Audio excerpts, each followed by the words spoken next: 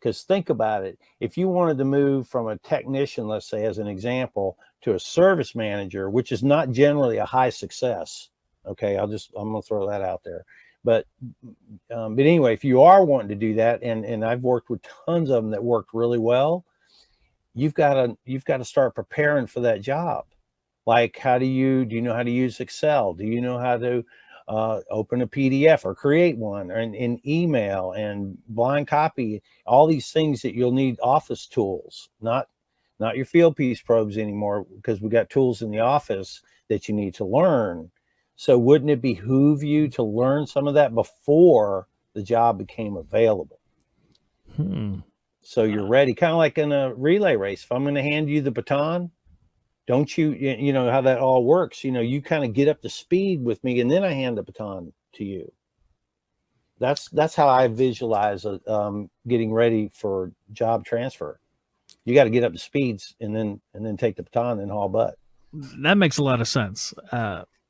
From where I was coming from as a technician in the past, I had an issue with leaving my hands-on skills, my trade skills, specific technical skills behind. Yeah. And going into like that sort of environment. Like even when coming to do the podcast for these last several years, because I really valued someone who could troubleshoot problems, work with their hands, and all of a sudden I wasn't doing it anymore. So all the value seemed to like seep away. It took a long time for me to realize that there's value on both sides. So, I mean, that's a difficult thing to get a hold of, especially for someone who's been a tech for maybe 20 years. It's hard to leave that life. And I guess that's why you said it's not a very successful proposition a lot of times. Oh, a lot of times it's not, because again, just because you know how to work on an air conditioner doesn't mean you know how to run an air conditioning company. Or just because you're a good service technician doesn't mean that you're going to make a good service manager. So those are just, it can be backed up with plenty of facts, and there's great stories of success as well. So I don't want to poo-poo anybody's dream, but be prepared before you grab that baton and know what you're getting into. If you want to be a service manager, go to the service manager seminars. They're all, in the fall and the winter time, there's all kind of boot camps for service managers, service manager tune-up classes, all that stuff. Go to those classes before you're even a service manager to see if you're even cut out for it, as an example. Do you think that could be a learned skill for any technician, or are there limits? You have to have some natural ability to be in management like that. Or do you think that you could take a guy and mold him into that within reason? There's certain attributes that I would say you're definitely not qualified to be a service manager. Let's say you can't multitask. Let's say you're not good at multitasking. You're running your truck. It's been you for 20 years. You can manage your truck. You can manage your, blah, blah, blah. Now you're trying to manage 6 or 8 guys.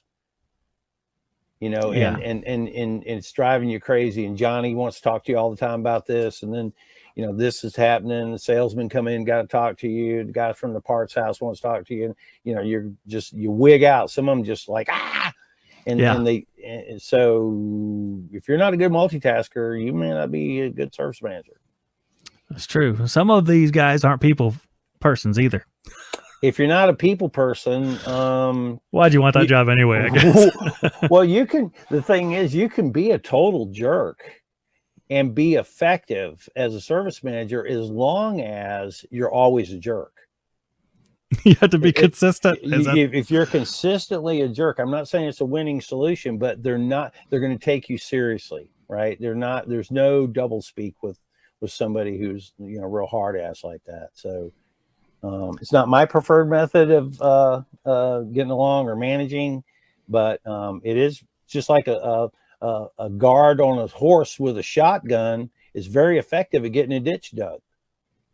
Right. That's true. With that kind of management style, that's kind of the mental picture I'd want you to have. That style works until you leave, until you walk or ride away or whatever. It only works while you're standing over somebody with your shotgun, which is tantamount to being the screamer and the yeller and the cusser and just very angry owner or manager.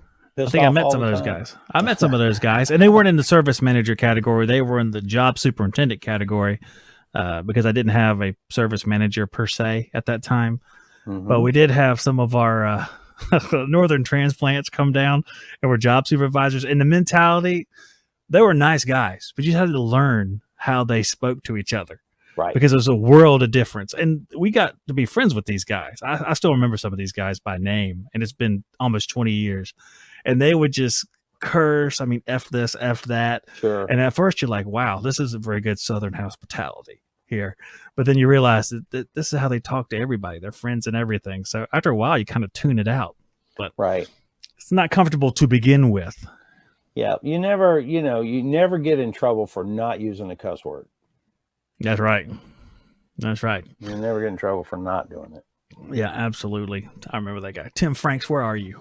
You're out there somewhere. I remember these guys. And it wasn't just him. It was the whole company.